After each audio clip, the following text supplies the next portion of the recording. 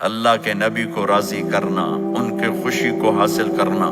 ایک صحابی آئے، یا رسول اللہ میرا پڑوسی ہے، اس کی کھجور ایسے ہو کر میرے گھر کے صحن میں اس کے چند آتے ہیں شاخیں، جب پھل لگتا ہے تو وہ گر جاتا ہے تو میرے بچے اٹھاتے ہیں تو ادھر سے دوڑ کے آتا ہے، ان کے منہ سے کھجور نکال لیتا ہے۔ آپ اسے کہیں کہ بچوں پہ اتنی سختی نہ کریں۔ آپ نے اسے بلایا، وہ منافق تھا، آپ نے اسے بلا کر کہا کہ یہ کھجور مجھے دے دو اور اس کے بدلے جنت میں مجھ سے ایک کھجور لے لو۔ وہ کہنے لگا یا رسول اللہ یہ مجھے اور میرے بچوں کو بڑی پسند ہے، کوئی اور ہوتی تو میں دے دیتا۔ اب چپ ہو گئے، وہ چلا گیا۔ ایک صحابی بیٹھے تھے، ابو الدحدہ، یا رسول اللہ میں لے دوں؟ مجھے آپ وعدہ کرتے ہیں، مجھ سے وعدہ کرتے ہیں آپ مجھے جنت میں لے کر دیں گے؟ آپ نے کہا۔ تو پیچھے پہنچ گئے، کہنے لگے بھائی کھجور کا سودا کرو۔ کہا جاؤ جاؤ، میں نے اللہ کے نبی کو نہیں بیچی، تمہیں کیسے بیچ دوں؟ کہنے لگے جو تیرے منہ میں آتا قیمت مانگو۔ کہنے لگا اپنا باغ مجھے دے دے، کھجور لے لے۔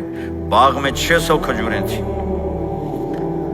تو کہنے لگا پکی بات ہے؟ کہا پکی بات۔ کہ چلو باغ تیرا، کھجور میری۔ انہوں نے کہا ٹھیک، مجھے اور کیا چاہیے؟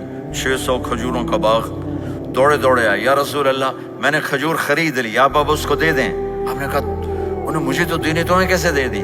کہا جی میں نے پورا باغ دے دیا اور کھجور اس سے لے لی، 600 کھجوروں کا۔ آپ نے کہا ہمارا پچھلا سودا کینسل، پہلے تھا ایک کھجور لے کر دوں گا، اب تیرا میرا سودا یہ ہے کہ تیرے لیے جنت میں بے شمار باغات بھی مل گئے اور تیرے لیے گھر بھی تیار ہو گئے۔ کم من عزق رداح ودار فیاح لأبی الدحداح۔ انہوں نے وہیں سے چھلانگ لگائی اور دوڑے دوڑے باغ گئے، اندر نہیں گئے، باہر سے کھڑے ہو کر کہا ام الدحدہ باہر آ جاؤ، ہم نے یہ باغ اللہ اس کے رسول کو دے دیا۔ یہ میرے عزیزو جہاں بھی رہو محمد مصطفیٰ صلی اللہ علیہ وسلم کی مبارک اور پاکیزہ زندگی کو اپنا ساتھی بنا لو، تو یہ جہاں بھی آپ کا ہے وہ جہان بھی آپ کا ہے۔